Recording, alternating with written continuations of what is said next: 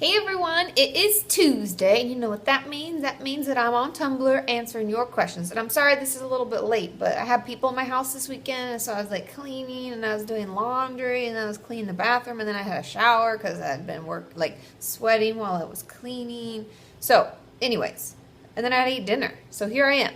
Anyways, without further ado, if you've used the hashtag KatieFAQ and you asked your questions on Tumblr, I have answered them for you, and I also have a journal topic at the end of this, so stay tuned for that.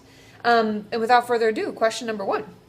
If I'm over 18 but using my parents' health insurance, is my therapist allowed to tell them about my suicidal thoughts and self-harm? No. The only caveat is if you signed something when you first started therapy where you pretty much relinquished your confidentiality. And as a therapist, we have like a form letter, and we'll put your name in, and we'll put who we're going to talk to's name in, and then you sign it. And I would honestly ask your therapist just to make sure, because I don't want to tell you no, and then it turns out you've signed something, and then they tell your parents, and then you're like, So I would double check with them, but most likely no, because once you're 18, you're an adult, and legally they have to have you sign a confidentiality, I guess allowing them to talk to whoever. I can't think of the word right now, but it's a release, an authorization, a release or authorization of sorts. If you haven't done that, they can't talk to them. Doesn't matter if you're using their insurance. Okay? Question number 2. Dear Katie, what should I do to deal with a friend who has just committed suicide? It's only been 2 days and already I'm relapsing pretty badly, both with my eating disorder and self-harm after being almost a month eating disorder and behavior free. I just don't know how to take back control of my emotions.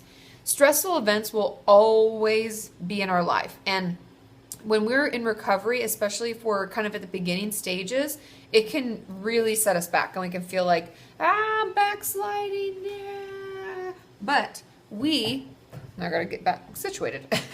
We can take back control. And the thing that I would encourage you to do is, first of all, watching my grief and grieving video, because grief is hard, and I'm so sorry for your loss. And it's okay to feel sad, and it's okay to feel angry. And I think part of the process and part of our recovery as a whole is accepting that feelings are okay and they're warranted, and we have the right to feel them. Okay? So that would be a part of it. I'd watch my video, and I would also remember the things that used to help you when you were like 1 day behavior free. What used to work? So if it's journaling, if it's talking to a friend, if it's increasing your therapy sessions, however you were venting or however you were distracting or putting off the urges, we have to go back. And we might have to go back and use my workbook again that's on my website if any of you haven't done that yet. And do task 1 again, where we talk back to that negative voice, because it's usually that voice gets louder and louder in stressful situations, and our unhealthy self or our eating disorder self gets really loud, and then our healthy self gets quiet, and then it starts to take over. So let's go back to what worked at the beginning. Not all is lost. You're not completely back at ground zero. We know exactly what used to work, and let's give it a try again, okay? And I'm so sorry for your loss. Losing someone you love is really hard. Question number 3. How much time has to pass for us being clean for us to be considered on the road to recovery? I have a video I did eons ago, and when I got this question, I was like, I haven't talked about this since 2 years ago, maybe. And it was, I forget what it was actually called. I think it was called like, What is Recovery? I think so if you want to search that in my channel, What is Recovery? I talk about even just thinking about it and wanting to do it means you're on the road to recovery. I know lots of people will be like, oh, you're not really recovered. You've only been doing it for X amount of days or months or years or blah, blah, blah. No, just thinking about it, just fighting the urges means we're on the road to recovery. And that's what's great about it, because it's a process. It's not perfection. We have to start somewhere. And if you're just thinking about it, I think you're on the right track already. Don't let that judgmental voice take over. Fight it. You're doing great, and just thinking about it and wanting to do it. If you're 5 minutes clean, if you're an hour clean, if you're 2 days clean, you're on the road to recovery. So keep it up. Okay, question number 4. Katie, hashtag KatieFAQ. Is it normal for someone who was sexually abused or sexually assaulted, don't know the difference, when they were 7 and is now 17, to have a hard time in relationships and not wanting to have sex with their boyfriend?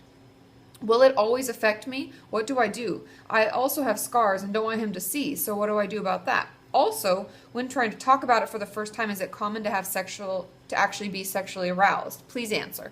I know there's a lot of questions in here. So the first question about having trouble in a relationship and having sex with a boyfriend if we've been sexually assaulted or sexually abused, that's very common. And it's because our only experience with that is in that traumatic, terrible way. And so we automatically flash that, and it's like we have PTSD, and that's a huge trigger for it. And it can send our anxiety into overdrive. It can create panic attacks. It can make us shut down. We can dissociate. That's very normal. And that courage, it's called the Courage to Heal Workbook. I have it in the widget, my Amazon widget. It's like a little box at the very bottom of each screen at my website. You can find it on there. It's really helpful for this. Okay, so that's the first part. Will it always affect me? No, but it does take time, and it's a process, and that workbook really helps. It's something that I'll talk about in other videos, but it won't always affect you. We have to work through it, and having a boyfriend who's understanding, and we can try to talk with him a little bit about it and letting him in just that little bit, as much as we can, a little bit at a time, will really move that along. So that's kind of what you do. And with the scars, I think that's part of letting him in. I'd practice journaling. I'd practice talking to a friend or a therapist about what you kind of want to say and what you think his response will be. And take your time with it until you feel comfortable. And then I would consider telling him so he knows where you're coming from and he can respect the strength in you and who you are and what you've overcome and how amazing you are. I know it's hard, but it's all a process. In order to be in a full relationship, we have to let people in, right? And getting sexually aroused when you're first talking about it. A lot of times, and I know this is really hard for people, but a lot of times if we've been sexually abused or sexually assaulted, just talking about, even going back and talking about that experience can make us sexually aroused. And we're like, what? No, that's terrible. But it's honestly, it's like because we have PTSD, it's like it hits these nerves, right? Because we're just talking about it and we're almost re-experiencing it. And I know it's really uncomfortable and it's terrible, and even just talking about all of the stuff can make us feel aroused. Know that that's a normal response. And as we work through our sexual abuse and we find a therapist and we work on that Courage to Heal workbook, those things will go away. Okay? Thank you so much for your questions, everyone. Those were wonderful, and I hope those were helpful. And your journal topic. So it was my birthday on Sunday, and I turned 30 years old. I know, I'm getting old.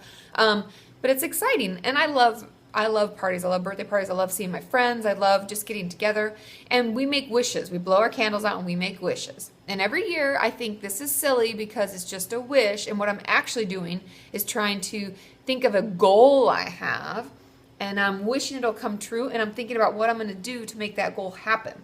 So I want each of you to imagine that today's your birthday and you're blowing out your candles. What would your wish be? And then from there, what can we do this day, this week, to start putting the things down and making things happen towards that goal or that wish?